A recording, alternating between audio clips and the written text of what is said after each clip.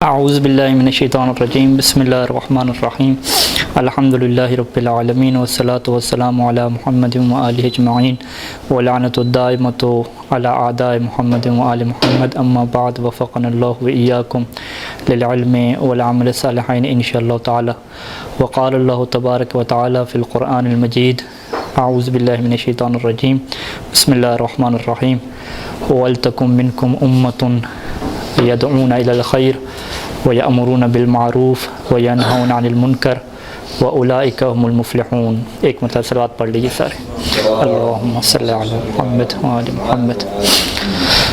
قرآن مجید کی اس آیت کا ترجمہ کیا ہے کہ وَلْتَكُمْ مِنْكُمْ أُمَّةٌ، کہ تم میں سے ایک امت ہونی چاہیے، ایک گروپ ہونا چاہیے، ایک گروہ ہونا چاہیے جس کا کام کیا ہو کہ یدعون الی الخیر، کہ وہ نیکی کی طرف دعوت دیتے ہوں، وَيَأْمُرُونَ بِالْمَعْرُوفِ، اور کہ ہے معروف کا حکم دیتے ہوں، وَيَنْهَوْنَ عَنِ الْمُنْكَرِ، اور برائی سے روکتے ہوں، وَأُولَئِكَ هُمُ الْمُفْلِحُونَ، اور یہی جو قوم ہے، یہ جو امت اس طرح کا ڈیوٹی لے گی اپنے ذمے، یہ قوم کیا ہے فلاح پانے والی ہے، کامیاب ہونے والی ہے۔ اب یہاں سے سب سے جو پہلا نقطہ ہے آیت میں کہ وَلْتَكُمْ مِنْكُمْ أُمَّةٌ، کہ تم میں سے ایک گروہ ہو جو اس کام کے لیے کیا ہو جائے، خاص ہو جائے، کہ جسے آج کل کے دور میں کیا کہتے ہیں، اسپیشلائزیشن کرنا، یعنی جس طریقے سے آپ کہتے ہیں کہ فوج کا ایک شعبہ بن چکا ہے، اچھا علم طب جو ڈاکٹر لوگ ہیں ان کا ایک شعبہ بن چکا ہے، ٹیچر ہیں ان کا ایک شعبہ بن چکا ہے، اچھا جو کیمیکل یا الیکٹرانیکل جو لوگ کام کرتے ہیں ان کی فیکٹریاں الگ سے بن چکی ہیں، ہر چیز کا شعبہ بن چکا ہے دنیا میں جو بھی چلے جائیں۔ اسی طریقے سے ایک شعبہ ایسا ہونا چاہیے کہ جس میں لوگ اس کام کے لیے ہیں، وہ کام کیا ہو کہ وہ نیکی کی طرف لوگوں کو دعوت دیتے ہوں، برائی سے لوگوں کو روکتے ہوں، یہ کیا ان کا ہدف ہونا چاہیے۔ یعنی کیا مطلب کہ ان کی زندگی اسی کام کے لیے وقف ہونی چاہیے۔ جب اسی کام کے لیے ان کی زندگی وقف ہے تو اس کا مطلب ہے وہ باقی لوگوں سے الگ ہیں، ٹھیک ہے۔ مثلا کچھ لوگ اپنی زندگی وقف کرتے ہیں کہ میں لوگوں کا علاج کروں گا، خدمت کروں گا، کچھ وقف کرتے ہیں کہ میں بلڈنگ بناؤں گا، ٹھیک ہے۔ اسی طریقے سے کچھ لوگ اپنی زندگی وقف کریں کس مقصد کی خاطر کہ وہ لوگوں کو خیر کی طرف کیا دیں گے، دعوت دیں گے، ٹھیک ہے۔ تو یہاں سے پہلا نقطہ کیا ہو گیا کہ اللہ چاہتا ہے کہ کچھ لوگ ایسے خاص ہوں، یعنی اس سے ہم کیا کہہ سکتے ہیں کہ جو خیر کی طرف دعوت دینا اور برائی سے روکنا ہے یہ پارٹ ٹائم کی ڈیوٹی نہیں ہے۔ پارٹ ٹائم ڈیوٹی کسے کہتے ہیں، پارٹ ٹائم جاب، کہ انسان کیا کرے کہ ڈاکٹر ہے یا کام کر رہا ہے، جو بھی بزنس کر رہا ہے، بس وہ کام کرتے رہے، سیکنڈ ٹائم کیا ہے کچھ تھوڑا بہت مطالعہ کر کے تھوڑا بہت کیا ہے احکام بتا دے، ٹھیک ہے۔ اس بندے کو یہ نہیں کہا جائے گا کہ یہ وہ خاص امت بن گئی ہے کہ جس کا کام یہی ہو گیا ہے، نہیں، وہ امت وہی ہے کہ اس نے لوگوں کے مکان بنانے ہیں، لوگوں کا علاج کرنا ہے، اصل تعلق اس کا اس گروہ سے ہے، لیکن پارٹ ٹائم پہ ایک قید برکت کے طور پہ یہ کام وہ کر رہے ہیں۔ اس کو امت نہیں کہا جائے گا۔ امت کب بنے گی، اسپیشلائزیشن کب بنے گی کہ جب وہ سب چیزوں کو چھوڑ کے یہی کیا ہے مقصد اپنائے گا۔ اس کا مقصد ہی کیا ہوگا کہ میرا مقصد یہ ہے کہ میں خیر کی کیا دوں گا، دعوت دوں گا اور برائی سے کیا روکوں گا۔ اب یہاں پہ یہ ہے کہ برائی اور اچھائی کی تعلیم ہمیں کہاں سے ملے گی، ٹھیک ہے۔ یہاں واضح ہے کہ انسان کا ذہن ناقص ہے، اسی وجہ سے اللہ تعالیٰ نے انبیاء بھیجے، ٹھیک ہے۔ انبیاء دین لے کر آئے، شریعت لے کے آئے کہ جس میں خیر اور برائی کی تعلیم ہے کہ کون سی چیز اچھی ہے کون سی چیز بری ہے۔ اچھی میں سے عقائد بھی انسان کے ہو جاتے ہیں کہ کون سا عقیدہ اچھا ہے کون سا عقیدہ برا ہے۔ اچھی میں سے انسان کی اخلاقیات بھی ہو جاتی ہیں، اچھی میں سے انسان کی زندگی گزارنے کے طریقے ہیں، قوانین ہیں، شریعت ہے، فقہ ہے، وہ بھی ہمیں چیز بتاتی ہے۔ تو اچھائی اور برائی ہم نے اپنے ذہن سے طے نہیں کرنا کہ کیا اچھا ہے کیا برا ہے، بلکہ جو قرآن میں اور 14 کے فرامین میں ہوگا، یعنی قرآن اور احادیث میں جو چیزیں ہوں گی وہاں سے ہم نے کیا نکالنا ہے، اچھائی اور برائی کو نکالنا ہے، ٹھیک ہے۔ لہٰذا اللہ نے حکم دیا کہ ایک امت ہو کہ ایسی جس کا یہ مقصد ہو، تو یہ طے ہو گیا کہ وہ کوئی اور کام نہیں کرے گی، اس کا کام یہ ہوگا۔ اچھا، جب اس کا کام یہ ہوگا تو اب یہاں پہ اس سوال کے جواب بھی واضح ہو جاتا ہے کہ جب وہ پوچھتے ہیں کہ ٹھیک ہے بھی آپ یہ دینی شعبہ اختیار کر رہے ہیں تو واٹ از یور فیوچر، آپ کا کیا ہے پھر فیوچر اور مستقبل کیا ہوگا۔ آپ کے جو دوست ہیں وہ تو ماشاءاللہ ڈپلومہ کر لیں گے، آگے کیا ہے بیوی بچوں کو پال لیں گے، اور ابھی ایک پلاٹ ہے 2 پلاٹ لے لیں گے، مکان بنا لیں گے، ابھی سائیکل ہے، پھر موٹر سائیکل، پھر گاڑی۔ آپ کی زندگی میں یہ ترقی آئے گی یا نہیں آئے گی؟ آپ کہیں گے بھئی ہمارا تو مقصد ہی پیسہ نہیں ہے، ہم نے تو پیسے پہ کیا لگا دیا، کراس لگا دیا ہے، ہم نے تو اپنے آپ کو خالص کر دیا ہے کہ ہم اچھائی اور برائی کی تعلیم حاصل کریں گے، پھر اس کی طرف لوگوں کو دعوت دیں گے۔ تو اس کا مطلب ہے کہ اگر ہمارا مقصد یہ ہوتا ہے کہ ہم نے جاب کرنی ہے، پیسہ کمانا ہے، کورسز مختلف کر کے پیسہ کمانا ہے، پھر آپ ہم سے یہ سوال کرتے کہ ہاں بھی آپ کی فیوچر کیا ہوگا مادی حوالے سے، آپ کیسے چلائیں گے، گھر کیسے بنائیں گے، پھر آپ کا سوال بنتا تھا۔ لیکن جب ہم نے اپنے مقصد یہ نہیں بنایا، ہم نے مقصد کیا بنایا، ان چیزوں سے ہٹ کے ہم نے مقصد کیا بنایا، خالص اور خالص کیا بنایا، اچھائی اور برائی کی تعلیم دینا بنایا، اور یہ ایسا مقصد بنایا کہ 100% پارٹ ٹائم بھی نہیں بنایا، 100%، یعنی اپنے 24 گھنٹے پورے کے پورے کیا ہے اسی کام میں ہم لگیں گے، پارٹ ٹائم پہ کوئی جاب نہیں کریں گے، کوئی ڈیوٹی نہیں کریں گے، کیوں؟ تاکہ ہم اسی مقصد کے لیے کیا ہو جائیں، خالص ہو جائیں۔ تو اب تو آپ کا سوال ہی نہیں بنتا کہ آپ کا فیوچر کیا ہوگا۔ اب فیوچر اس میں سے کیا ہوگا فقہی اعتبار سے، کہ انسان کا کیا ہے اپنے بیوی بچے کا خرچہ دینا واجب ہے، تو واجب کیا ہے یہاں مال امام سے پورا ہوگا، ٹھیک ہے۔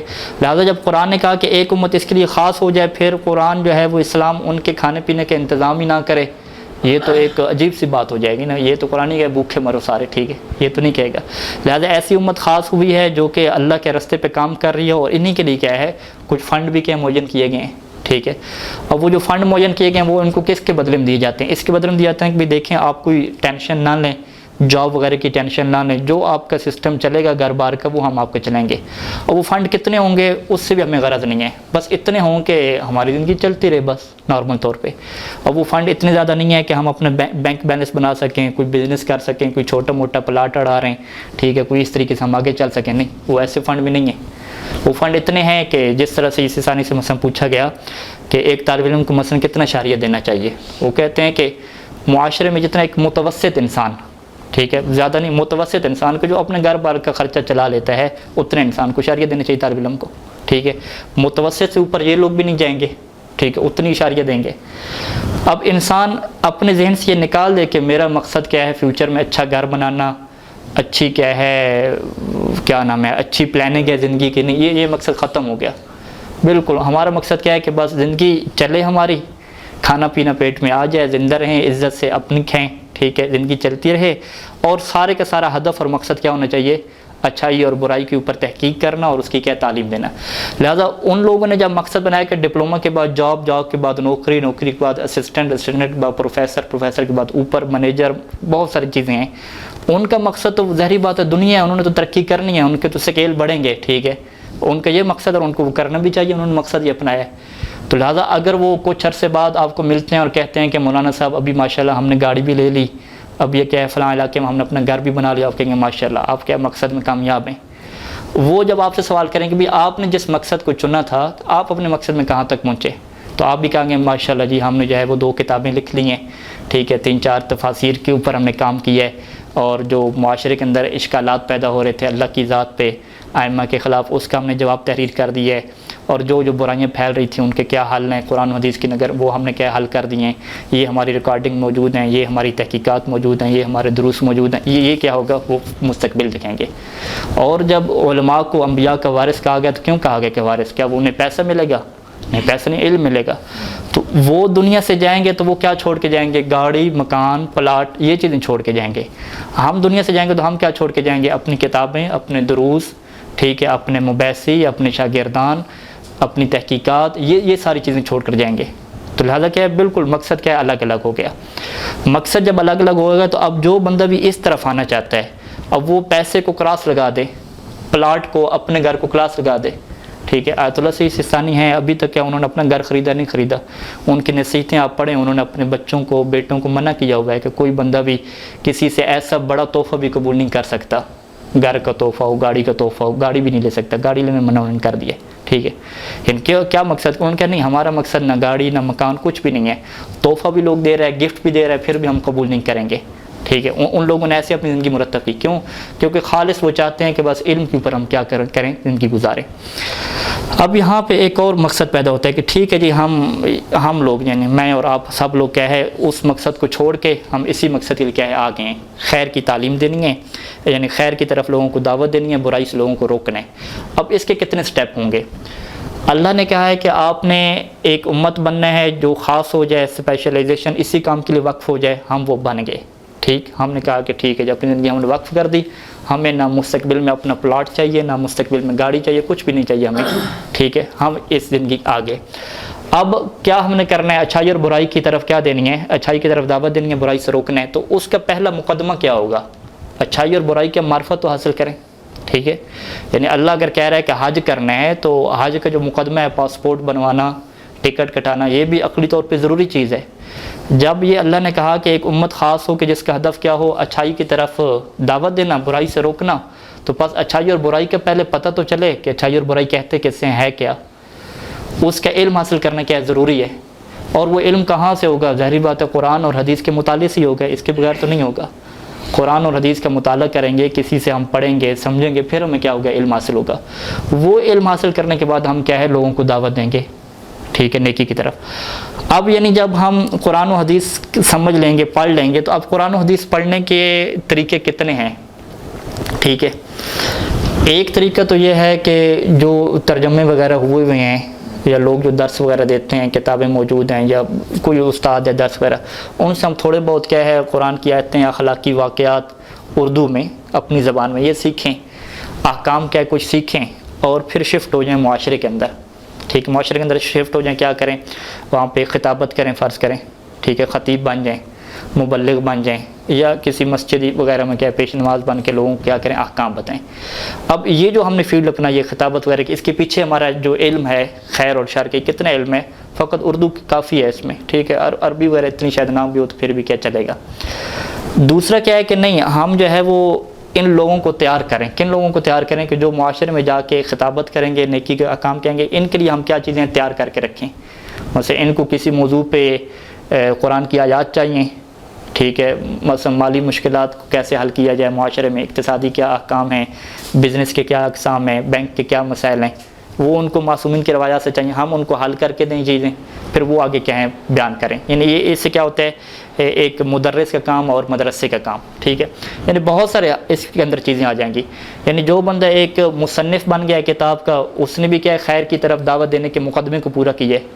جب اس نے کتاب لکھی ہے، گناہوں کی معرفت پہ کتاب لکھی، احکام کی معرفت پہ کتاب لکھی، مصائب لکھے، فضائل لکھے، تو اس نے ایک مقدمہ فراہم کر دیا. اب دوسرا بندہ کیا اس مقدمے سے کیا کرے گا؟ استفادہ کرے گا.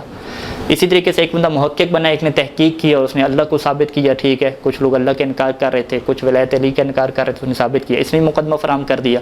دوسرے لوگ اس سے کیا کریں گے؟ استفادہ کریں گے. ٹھیک ہے، اسی طریقے سے کیا ہے، کچھ نے فقہی احکام میں تحقیق کی، کچھ نے قرآن کی ترجمہ آیات میں تحقیق کی.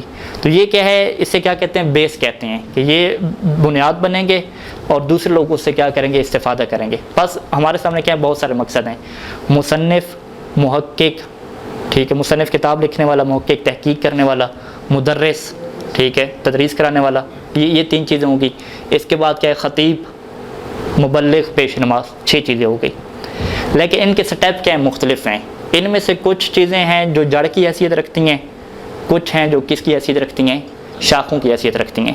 ٹھیک ہے، اب اسی کو جو ہے وہ ہم اس درخت میں کیا کرتے ہیں؟ فٹ کرتے ہیں. ٹھیک ہے، یعنی ہم نے کیا کرنا ہے؟ شروع سے امت بن گئے. ہم کون سی امت بن گئے؟ جس کو قرآن نے کہا کہ جس کا مقصد کیا ہو؟ نیکی کی طرف دعوت دینا، برائی سے روکنا. اب نیکی اور برائی کی دعوت، یا نیکی کی دعوت اور برائی سے روکنا ڈیپینڈ کرتا ہے کس کے اوپر؟ ڈیپینڈ کرتا ہے کہ ہمیں نیکی کی معرفت ہو، برائی کی معرفت ہو. اب یہ معرفت ہمیں کیسے حاصل ہوگی؟ اس کے کیا بہت سارے مختلف کیا ذریعے ہیں. سب سے پہلے جو جڑوں میں چیزیں آتی ہیں، جڑوں میں آپ کا کون آ رہا ہے؟ محقق آ رہا ہے بیٹھا ہوا. ٹھیک ہے، اور دوسری جڑ میں کیا آ رہا ہے؟ مصنف آ رہا ہے. تیسرا آپ کی جڑ میں کیا آ رہا ہے؟ مدرس آ رہا ہے. یہ ساری چیز کو آپ کیا کہتے ہیں؟ ایک اس کا کیا ہے؟ شارٹ کٹ آپ نام رکھتے ہیں جس کو کیا کہتے ہیں؟ حوزہ کہتے ہیں. حوزہ اور مدرسہ. ٹھیک ہے، یعنی حوزہ اور مدرسہ کیا ہے؟ آپ کے معاشرے میں نیکی کی دعوت دینا اور برائی سے روکنے کی کیا جڑ ہے. ٹھیک ہے، پھر اس سے کون لوگ پیدا ہوں گے؟ اس سے جی آپ کے خطیب ہوں گے، کیونکہ خطیب انہی سے علم حاصل کریں گے. یہ کتابیں دیں گے اردو میں، یہ خطیب حاصل ہوں گے. اسی سے آپ کے کیا بنیں گے؟ مبلغ بنیں گے. ٹھیک ہے، اور اسی سے کیا بنیں گے؟ آپ کے واعظ، یعنی جسے آپ پیش امام، پیش نماز اس طریقے سے کہتے ہیں، یہ لوگ ہوں گے. ٹھیک ہے، اب یہاں پہ کیا ہے کہ اگر فرض کریں کہ حوزہ یا مدرسہ ختم ہو جائے، ٹھیک ہے، حوزہ مدرسہ آپ کے پاس کچھ نہیں ہے، تو پھر خطیب کہاں سے آئے گا؟ خطیب کو کوئی کتاب نہیں ملے گی اردو میں لکھی ہوئی جس سے وہ مجلس تیار کرے، احکام تیار کرے، فضائل، تو اس کے پاس کچھ بھی نہیں ہوگا. اچھا، مبلغ، اس نے تبلیغ کرنی ہے، لوگوں کو نماز کی دعوت دینی ہے، شراب پینے سے روکنا ہے، حجاب کی تعلیم دینی ہے، وہ کہاں سے چیزیں لے؟ کوئی مدرس محقق نہیں ہے اس کے پاس، وہ کدھر جائے گا؟ واعظ جو ہے لوگوں کو اخلاقی اس نے واقعات سنانے ہیں، اس کے پاس چیزیں کہاں سے آئیں گی؟ یہ آئیں گی۔ لہذا جتنی جڑ مضبوط ہوگی، جتنا ہمارا حوزہ، جتنا مدرسہ ہمارا مضبوط ہوگا، بالفاظ دیگر جتنے ہمارے پاس محقق مضبوط ہوں گے، جتنے ہمارے پاس مصنف اچھے ہوں گے، جتنے ہمارے پاس مدرس اچھے ہوں گے، خود بخود یہ جو چیزیں ہیں خطیب، مبلغ، واعظ، یہ خود کیا ہیں؟ اچھی ہو جائیں گی۔ ٹھیک ہے، یعنی اب ہم کیا کہتے ہیں کہ جی معاشرے میں برائی پھیل رہی ہے، بڑا جو ہے یہ جو معاشرے کا پورا درخت ہے یہ خراب ہو چکا ہے، اس کو آپ سیٹ کریں۔ ٹھیک ہے، آپ سیٹ کیا کرتے ہیں؟ ادھر آپ کا ممبر پڑا ہوا ہے، خطیب وغیرہ یہ سارے ممبر اور مسجد ہے نا، ممبر، مسجد، امام بارگاہ، آپ ایک دفعہ اس کو سیٹ کرنے کی کوشش کرتے ہیں، ایک دفعہ کیا اس کو سیٹ کرنے کی کوشش کرتے ہیں۔ ہر جگہ خالی پڑی ہے، پاکستان میں ہو جدھر ہو، ہمیں خطیب کی بھی ضرورت ہے، مدرس کی بھی ضرورت ہے، ہر چیز کی ضرورت ہے نا۔ آپ شروع کیسے کرتے ہیں؟ آپ کہتے ہیں جی معاشرہ خراب ہو رہا ہے، عقائد خراب ہو رہے ہیں، بہت ساری چیزیں خراب ہو رہی ہیں، لہٰذا ہم سب، اب میرے سمیت، آپ سمیت سب، ہم کیا نکلتے ہیں؟ ممبر کی طرف جاتے ہیں۔ ٹھیک ہے، ممبر کی طرف جاتے ہیں، کیا مطلب؟ مدرسہ، حوزہ، تحقیق کو خالی کر کے چھلانگ لگا کے کہاں پہ جاتے ہیں؟ خطیب کی طرف جاتے ہیں۔ ہم یہاں پہ کیا کرتے ہیں؟ ایک درخت خراب ہو چکے ہیں، ہم اس کی شاخوں پہ کیا کرتے ہیں؟ سپرے کرتے ہیں، شاخوں کو ٹھیک کرنے کے لیے۔ جڑ کے اوپر ہم نے توجہ نہیں دی، ہم کہتے ہیں جڑ چلے خراب پڑی رہی، لیکن ابھی یہ جو شاخیں خراب ہو رہی ہیں، بازار سے ایک اچھا سپرے خریدا بہترین، اس کے اندر دوائی وغیرہ ملا، اس کے اوپر سپرے کر رہے ہیں تاکہ یہ ٹھیک ہو، تو کیا یہ درخت ٹھیک ہو جائے گا؟ نہیں ہوگا، کیونکہ جب تک جڑ آپ کی مضبوط نہیں ہے، جڑ خراب ہے، جڑ کے اوپر اگر آپ اوپر کیا نہیں ڈالیں گے؟ چونا نہیں ڈالیں گے، وہ جوس نہیں ڈالیں گے، کچھ اور دوائی نہیں ڈالیں گے، اس وقت تک اوپر سپرے کرنا فضول ہے۔ ٹھیک ہے، لہذا اگر معاشرے کی اصلاح کرنی ہے تو سب سے پہلے ہمارا حوزہ اور مدرسہ، بالفاظ دیگر ہمارا محقق، ہمارا مصنف، ہمارا مدرس، یہ جتنے ہمارے پاس زیادہ افراد ہوں گے، مضبوط ہوں گے، اس اعتبار سے خود بخود تبدیلی کہاں پہ آئے گی؟ مبلغ اور خطیب وغیرہ میں آئے گی۔ ٹھیک ہے، اب ہمارے پاس کیا ہے؟ یعنی بندے تھوڑے ہیں، ہم کہ بندے تھوڑے ہیں، اس کے پاس دو آپشن ہے کہ یا تو وہ واعظ، خطیب، مبلغ بن جائے، یا تو وہ کیا بن جائے؟ محقق، مصنف، مدرس بن جائے۔ اب وہ کس کو اختیار کرے گا؟ ہم نے دیکھ لیا کہ بھی اصل ضرورت کس کی ہے؟ اس کی ہے۔ اللہ نے ہمیں صحت دی الحمدللہ، ہمیں اچھا ذہن دیا الحمدللہ، حوضہ جیسی نعمت دی الحمدللہ، ساری نعمتیں موجود ہیں۔ ہم ان نعمتوں کو کہاں پہ صرف کریں گے؟ جڑ میں کیا کریں گے؟ صرف کریں گے۔ ہم کیا کریں گے؟ جو ایک معاشرے کی ذمہ داری ہیں مبلغ، واعظ وغیرہ کی، ہم ان کے لیے کیا چیزیں کریں گے؟ فراہم چیزیں کریں گے۔ یعنی ہم کس میں بیٹھیں گے؟ معاشرے کی اصلاح کی جو جڑ ہے ہم وہاں پہ بیٹھیں گے، پاکستان کے مدارس، سارے سسٹم کو کیا کریں گے؟ ٹھیک کریں گے۔ اور اس جڑ میں بیٹھنے کا یعنی اب میرا ہدف، یعنی میں اپنا ہدف اگر بتاؤں، یعنی میں نے سوچ و بچار کے بعد یہ طے کیا کہ اگر جو اللہ نے مجھے ذہن دیا ہے، اگر میں اپنے ذہن کو یہاں پہ خرچ کر دوں خطیب بننے، مبلغ بننے میں، یا اپنے ذہن کو کیا ہے مصنف اور مدرس اور محقق بننے میں خرچ کر دوں، فائدہ کس کا زیادہ ہوگا؟ مجھے جو فائدہ نظر آیا ہے کہ خطیب، مصنف وغیرہ کا یہ زیادہ فائدہ ہے۔ اگر میری تحقیقات آ جاتی ہیں، مقدمات کی کتابیں آ جاتی ہیں، شروحات آ جاتی ہیں، دروس آ جاتے ہیں، ٹھیک ہے، اور جو شبہات پیدا ہو رہے ہیں ان کے اوپر تحقیقات آ جاتی ہیں، ان کا زیادہ فائدہ ہے، کیونکہ جڑ مضبوط ہوگی۔ کبھی بھی کوئی یہاں پہ مشکل پیش ہوگی، دین کی کوئی مشکل پیش ہوگی، اسلام کے اوپر اعتراض ہو گیا، سیدھے یہاں سے مواد کا احتیاط موجود ہے۔ ٹھیک ہے، اسلام کے اوپر اعتراض ہے، ولایت علی کے اوپر اعتراض ہے، امامت کے اوپر اعتراض ہے، بسم اللہ، یہ کتاب موجود ہے، یہ کتاب موجود ہے۔ دفاع کی پوزیشن کیا ہے؟ آپ کا مورچہ کیا ہے؟ محفوظ ہے۔ تو ابھی تک ہمارا مورچہ محفوظ نہیں ہے، یہ پختہ نہیں ہے جڑ، تو لہٰذا میں نے یہ سمجھا کہ اگر مجھے اللہ نے ذہن دیا ہے تو مجھے یہاں پہ کام کرنا چاہیے۔ لیکن یہاں پہ کام کرنے میں کیا ہے؟ بہت زیادہ مشکل ہے۔ یہاں پہ آپ سامنے نہیں آئیں گے، لوگوں کے سامنے نہیں آئیں گے۔ آپ حوضے میں بیٹھے ہیں، ٹھیک ہے، یہ جو ہے مدرسہ امام خمینی حویش کے اندر ایک گلی میں چھپا ہوا، یہاں پہ آپ اپنا درس پڑھ رہے ہیں، مباحثہ کر رہے ہیں، گھر جاتے ہیں، پڑھ کے آپ آ جاتے ہیں، کسی کو کوئی پتہ نہیں ہے، نہ آپ اسکرین پہ آ رہے ہیں، کچھ بھی نہیں ہو رہا، ٹھیک ہے۔ لیکن اگر آپ خطیب بنے، مبلغ بنے، واعظ بنے، ٹیلی ویژن پہ بھی یہ ماشاءاللہ جی آپ کی خطابتیں اور سب کے سامنے، ٹھیک ہے، تعارف مکاتب میں کیا ہے، دفاتر میں آپ کا تعارف ماشاءاللہ۔ لیکن اگر مدرس محقق بن گئے تو آپ کیا ہے؟ کمرے کے اندر رہ گئے، کوئی تعارف ہی نہیں ہے۔ اس کے اندر کیا مشکل آ رہی ہے کہ میری جو ہے نا وہ بلے بلے نہیں ہو رہی، ٹھیک ہے۔ میں چاہتا تھا کہ لوگ مجھے پہچانے، تعارف ہو، نہیں، وہ نہیں ہو رہا۔ اگر میں خطیب بنتا ہوں تو ماشاءاللہ میرا اچھا تعارف ہو جائے گا، ٹھیک ہے۔ ایک یہ مشکل پیش آ گئی، لہٰذا یہاں پہ مجھے کس کی ضرورت ہے؟ اخلاص کی ضرورت ہے، کہ میں اخلاص کو بناؤں، کہ لوگ جو کہتے رہیں ان کو میں چھوڑوں۔ لوگ کہتے رہیں کہ آپ جو ہے فلاں واٹس ایپ کے گروپ میں نہیں آتے، بڑی بحثیں چل رہی ہیں، بڑے بڑے علماء نے جو ہے ہرا دیا دوسروں کو، آپ تو آئے ہی نہیں ہیں، ٹھیک ہے، کیونکہ یہ میرا مقصد یہ نہیں ہے۔ یہ مبلغ کا مقصد ہے، ٹھیک ہے. میرا مقصد کیا ہے؟ تحقیقات کو پیش کرنا. وہ کہیں گے پھر تو آپ کا تعارف ہی نہیں ہوگا، پتہ ہی نہیں چلے گا آپ کر کیا رہے ہیں، ٹھیک ہے، ہم کہ نہ پتہ چلے، ٹھیک ہے. لہٰذا یہ جو مقصد ہے نا، یہ ایک ایسا مقصد ہے کہ جس میں جو شہرت اور جو توجہ ہے، شہرت اور توجہ ان پہ کیا لگ جاتا ہے؟ کراس لگ جاتا ہے، ٹھیک ہے. اور آپ کی جو محفلیں ہیں وہ بھی ڈسٹرب ہوتی ہیں، ٹھیک ہے. پہلے اگر آپ مبلغ بنتے ہیں، مدرس وائز بنتے ہیں تو ماشاءاللہ آپ کی اچھی محفلیں ہیں، دوست احباب آ رہے ہیں، پاکستان سے مہمان آ رہے ہیں، مولانا صاحب کے پاس جائیں گے، خطیب صاحب کے پاس جائیں گے، بڑی رونقیں اور یہ محفل ہے.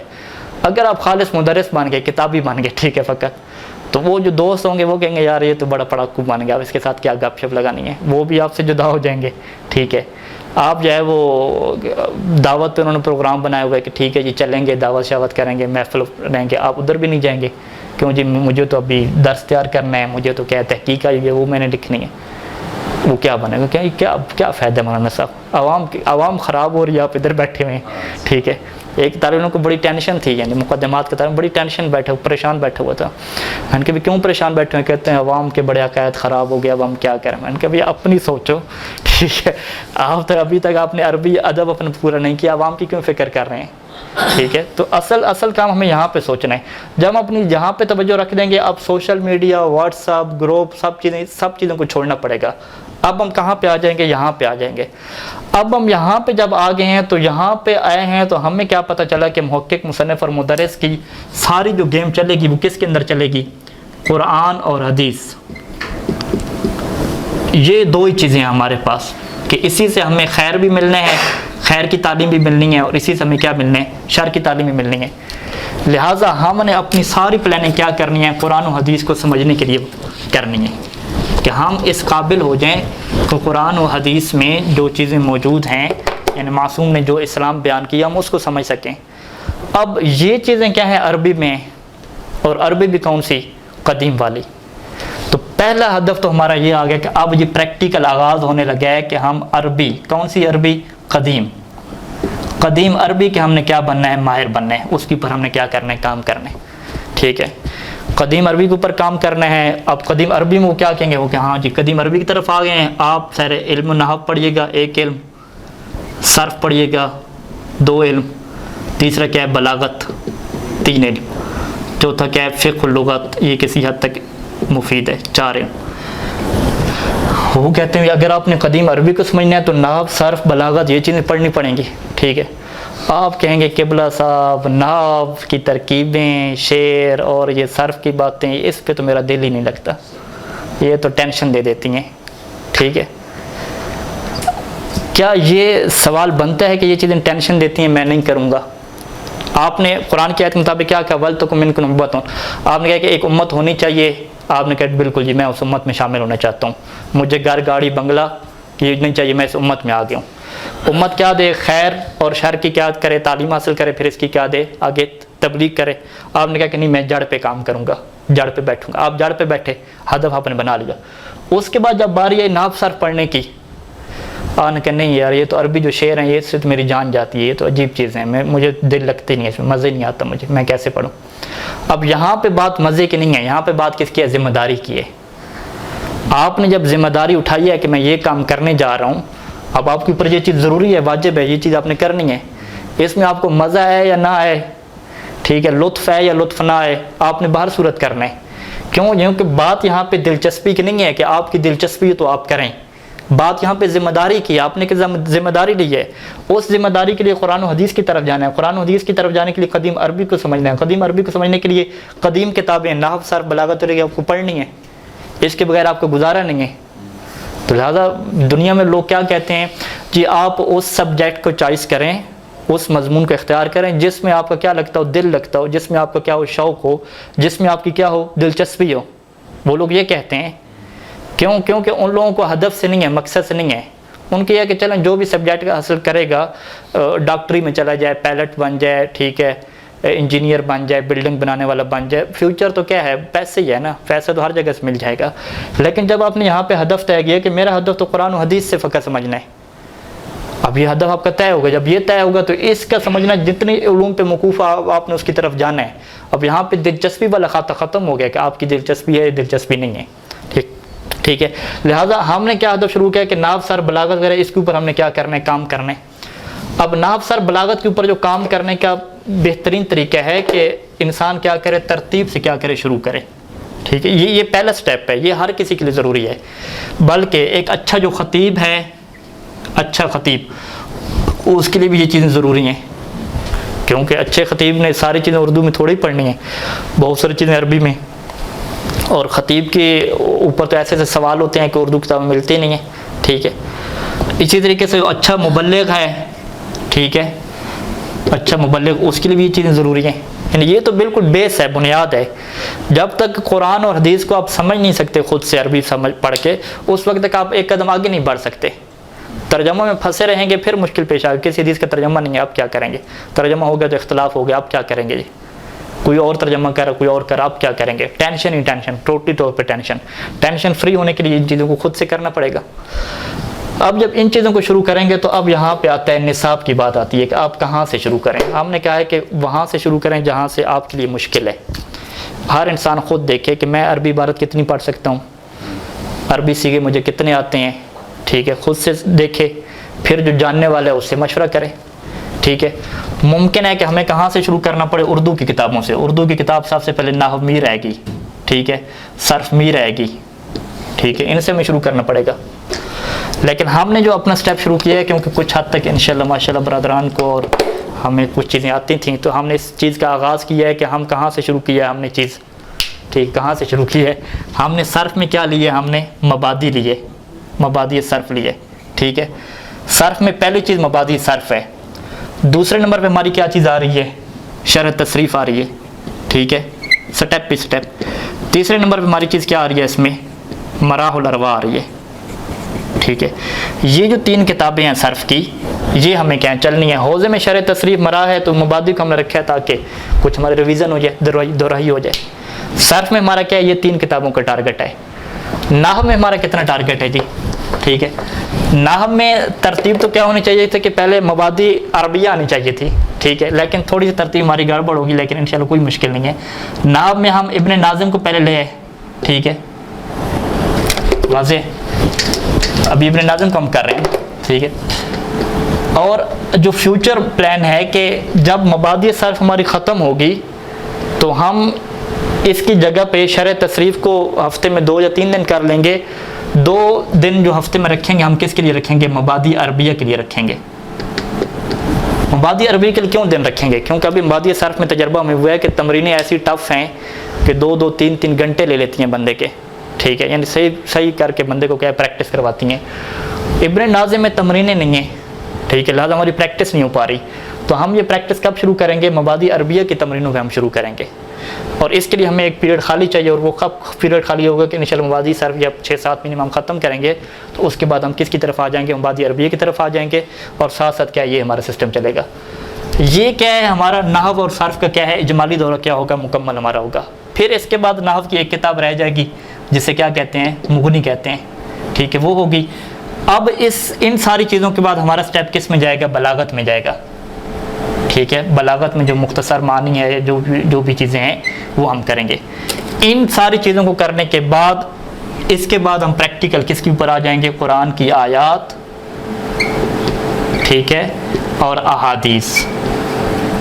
یہ چیزیں کرنے کے بعد ہم کس کے اوپر آئیں گے کہ اب آ گئی قرآن کی آیت آ گئی, اب کیسے ترجمہ کرنا ہے, لوگوں نے کیا ترجمہ کیا ہے, صحیح ترجمہ کیا بنتا ہے, کیا چیزیں بنتی ہیں. اس کے بعد یہ کیا ہو جائے گا, اس کو کیا کہیں گے, تطبیقی دورہ, دورۃ تطبیقیہ. اور ان چیزوں میں ماہر بننے کے لیے ضروری ہے کہ جب 1-2 کتابیں ہم پڑھ چکے ہیں تو آپ بھی ان 1-2 کتابوں کو پڑھائیں کسی دوسرے کو. ٹھیک ہے, ہمارے حوزے کی خوبصورتی کیا ہے کہ باقی دنیا میں کیا ہوتا ہے, امتحان لیتے ہیں. ٹھیک ہے, امتحان لیا اور کتنے فیصد پاس پہ کرتے ہیں پاکستان میں 33% ہے پاکستان میں.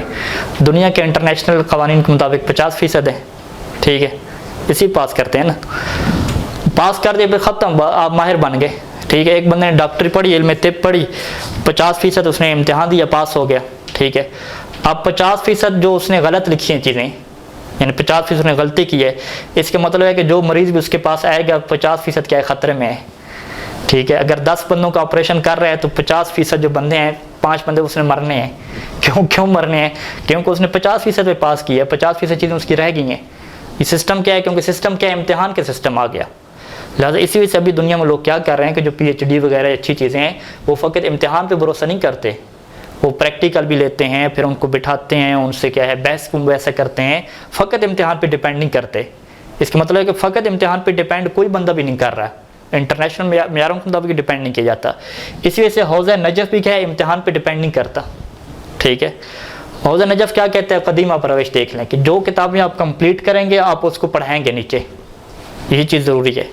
آپ نے بادی صرف مکمل کی، 2-3 کتابیں مکمل کی، اب آپ پڑھائیں اس کو، 1 لڑکا ملے 2 لڑکے ملے پڑھانا شروع کریں.